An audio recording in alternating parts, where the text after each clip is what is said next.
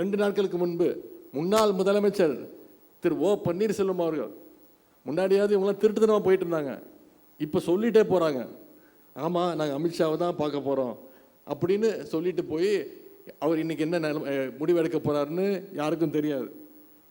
இன்னும் சொல்லப்போனால் தமிழ்நாட்டுக்கு எதிராக ஒன்றிய பாஜக அரசு என்ன சொன்னாலும் அதுக்கு ஆமாசாமி போடுற ஒரே வேலையை இன்னைக்கு அதிமுக செஞ்சிட்டு இருக்கு. எடப்பாடி பழனிசாமி அவர்கள் இன்னைக்கு அதிமுகவில் இருக்காரா, இல்லை பாஜக இருக்காரா, இல்லை ஆர்எஸ்எஸ்காரராகவே மாறிட்டாரான்னு பொதுமக்கள் இன்னைக்கு, தமிழ்நாட்டு மக்கள் இன்னைக்கு பார்த்துக்கிட்டு இருக்கிறாங்க.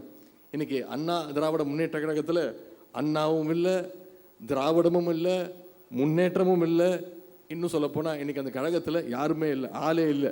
அந்த நிலைமை இன்னைக்கு அதிமுகவுக்கு உருவாகியிருக்கு.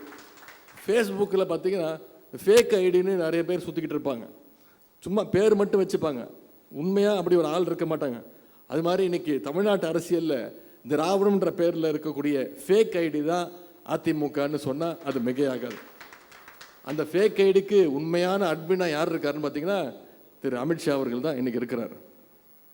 அப்படிப்பட்ட ஒரு முழு சங்கியாக திரு எடப்பாடி பழனிசாமி அவர்கள் மாறிட்டார். இன்னைக்கு இனிமே எடப்பாடி பழனிசாமி அவர்கள் டெல்லிக்கு போகும்போது கர்ச்சிஃபால மூஞ்ச மூட வேண்டிய அவசியம் இருக்காது.